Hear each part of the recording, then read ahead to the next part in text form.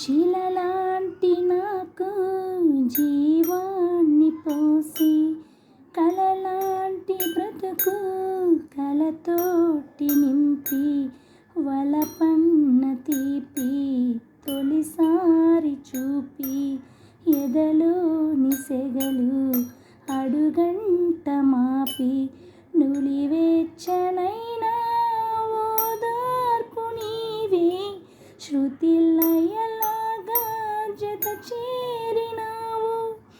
నువ్వు లేని నన్ను ఊహించలేను, నా వేదనంతా నివేదించలేను.